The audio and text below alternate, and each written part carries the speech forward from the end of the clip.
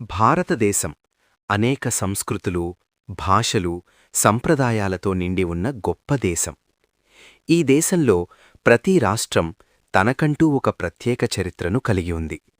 అలాంటి గొప్ప చరిత్ర, సాహిత్య సంపద, సాంస్కృతిక వైభవంతో ప్రపంచంలోనే ప్రత్యేక స్థానాన్ని సంపాదించిన రాష్ట్రం మన ఆంధ్రప్రదేశ్.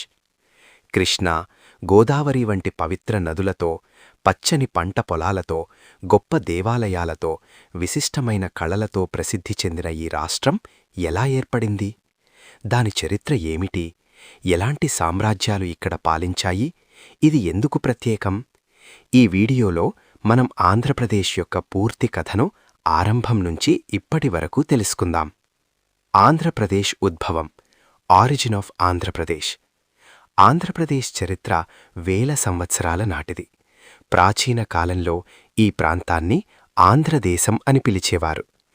ఆంధ్ర అనే పదం మొదటగా వేదాలలో మరియు పురాణాలలో కనిపిస్తుంది. ఆంధ్రులు ఒక ప్రాచీన ద్రావిడ జాతి. వారు మొదటగా గోదావరి మరియు కృష్ణా నదుల పరిసర ప్రాంతాల్లో నివసించేవారు. క్రీపూర్వం 3వ శతాబ్దంలోనే ఆంధ్రుల గురించి చరిత్రలో ప్రస్తావన ఉంది. మౌర్య చక్రవర్తి అశోకుని శాసనాల్లో కూడా ఆంధ్ర ప్రాంతం గురించి సమాచారం ఉంది. శాతవాహనుల కాలం, శాతవాహన డైనస్టీ. ఆంధ్రప్రదేశ్ చరిత్రలో మొదటి గొప్ప సామ్రాజ్యం శాతవాహనులు. శాతవాహనులు దాదాపు క్రీపూర్వం 2వ శతాబ్దం నుంచి క్రీస్తుశకం 3వ శతాబ్దం వరకు పాలించారు. వారి రాజధాని మొదటగా ప్రకాశం జిల్లాలోని ధరణికోట ప్రాంతం దగ్గర ఉండేది. గౌతమీపుత్ర శాతకర్ణి అనే రాజు ఈ వంశంలో అత్యంత శక్తివంతుడు. ఆయన తన పాలనలో సామ్రాజ్యాన్ని విస్తరించి విదేశీ దాడులనెదుర్కొన్నారు. శాతవాహనుల కాలంలో వాణిజ్యం చాలా అభివృద్ధి చెందింది. రోమ్ దేశంతో కూడా వ్యాపారం జరిగేది. ఈ కాలంలో బౌద్ధమతం కూడా చాలా ప్రాచుర్యం పొందింది. అమరావతి బౌద్ధ స్తూపం దీనికి మంచి ఉదాహరణ. ఇక్ష్వాకులు మరియు బౌద్ధ ప్రభావం. శాతవాహనుల తర్వాత ఇక్ష్వాకులు ఆంధ్ర ప్రాంతాన్ని పాలించారు. వారు కూడా బౌద్ధమతానికి ప్రోత్సాహమిచ్చారు.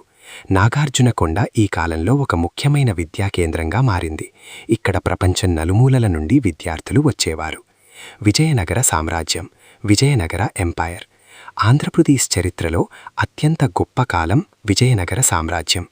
కృష్ణదేవరాయల పాలనలో ఈ సామ్రాజ్యం తన శిఖర స్థాయికి చేరుకుంది. ఆయనను తెలుగు ప్రజలు ఇప్పటికీ గర్వంగా గుర్తుచేసుకుంటారు. కృష్ణదేవరాయలు కేవలం యోధుడే కాదు, ఒక గొప్ప కవి కూడా. ఆయన ఆముక్తమాల్యద అనే గ్రంథాన్ని రచించారు. ఈ కాలంలో తెలుగు సాహిత్యం బాగా అభివృద్ధి చెందింది. అష్టదిగ్గజాలు అనే 8 మంది కవులు